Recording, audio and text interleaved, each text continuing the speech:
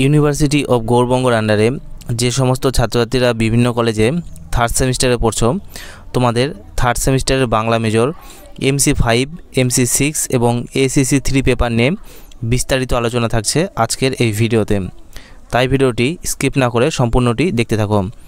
প্রথমে তোমরা দেখে নাও MC5 পেপারের সিলেবাসটি। এই পেপারের সিলেবাসটির নাম হচ্ছে ছন্দ, ইমেজারি ও কবিতা আন্দোলন। তো এখানে মোট 4টি ইউনিট তোমাদের পড়তে হবে। তো প্রথম একক বা ইউনিটে রয়েছে বাংলা ছন্দরীতি নির্বাচিত অংশ।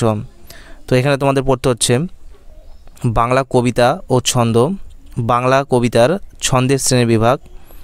তো যেসব ছন্দগুলো তোমাদের পড়তে হচ্ছে দলবৃত্ত ছন্দ, সরল কলাবৃত্ত, মিশ্র কলাবৃত্ত, ছন্দরীতির সংজ্ঞা ও উদাহরণ সহ বৈশিষ্ট্য। এরপরে পড়তে হবে এই অধ্যায়ে দল, কলা, মাত্রা, জ্যোতি, জ্যোতিলোপ, পর্ব, দলজ্যোতি, পর্বজ্যোতি, পদ, পদজ্যোতি, পংক্তি, পংক্তিজ্যোতি, উদাহরণসহ আলোচনা। এরপর পড়তে হচ্ছে বাংলা কবিতার ছন্দবদ্ধের বিবর্তন ও তার আলোচনা।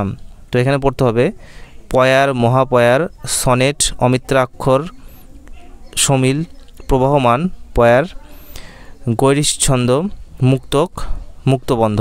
আর পড়তে হচ্ছে কি গদ্য ছন্দ। এরপরে একক 2, এখানে তোমাদের কি পড়তে হচ্ছে, এখানে তোমাদের করতে হবে ছন্দলিপি নির্ণয়। তো এখানে ছন্দলিপি নির্ণয় করতে হবে যে কোনো দুটি, হয়তো পরীক্ষার সময় 4টি দেওয়া থাকবে, তার ভেতর থেকে তোমাদেরকে যে কোনো দুটির ছন্দ নির্ণয় করতে হবে। এরপর একক 3 পড়তে হচ্ছে চিত্রকল্প বিষয়ক সাধারণ ধারণা ও চিত্রকল্প নির্ণয়। এরপরে রয়েছে চিত্রকল্পের বিবিধ শ্রেণীবিভাগ, উদাহরণ, বৈশিষ্ট্য, উদাহরণ। তারপরে রয়েছে ইন্দ্রিয়গ্রাহ্য চিত্রকল্প, বিমূর্ত চিত্রকল্প, ইন্দ্রিয় বিপর্যাস ও সাইনেস্থেসিয়া। আর পড়তে হচ্ছে কি এখানে রয়েছে অলঙ্কার ও চিত্রকল্পের পার্থক্য, চিত্র ইমেজ ও চিত্রকল্প ইমেজারির পার্থক্য, এগুলো পড়তে হচ্ছে।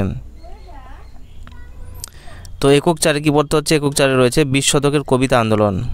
এর মধ্যে রয়েছে কবিতা পত্রিকা আন্দোলন, হাংরি আন্দোলন, শ্রুতি স্মৃতি, স্বাস্থ্যবিরোধী আন্দোলন, ক্ষুদ্র পত্রিকা আন্দোলন।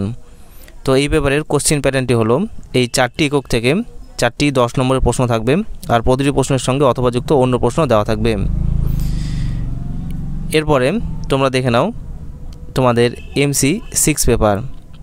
তো এই পেপারের সিলেবাসটির নাম বাংলা সাহিত্যের ইতিহাস 19 শতক। তো এখানে 4টি ইউনিট রয়েছে, এই 4টি ইউনিট থেকে কিন্তু তোমাদের ফাইনাল পরীক্ষার কোশ্চেন করা হবে।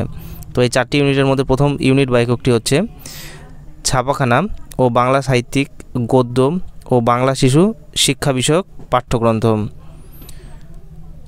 এরপর একক 2 রয়েছে রঙ্গমঞ্চের ইতিহাস।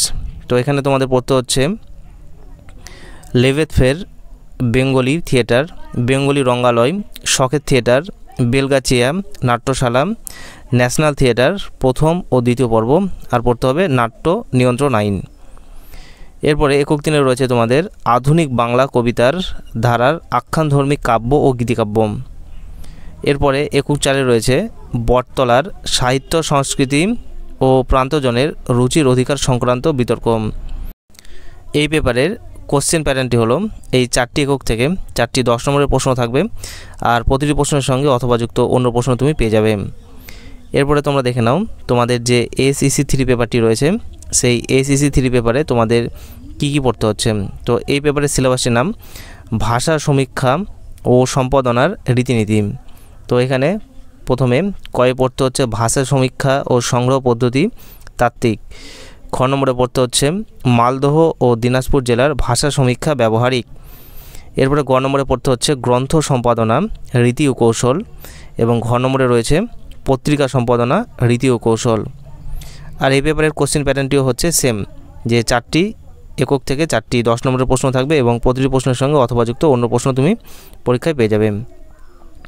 তাহলে এই ছিল আজকের তোমাদের থার্ড সেমিস্টারের বাংলা মেজর MC5, MC6 এবং ACC3 পেপারের পেপার নিয়ে বিস্তারিত আলোচনা।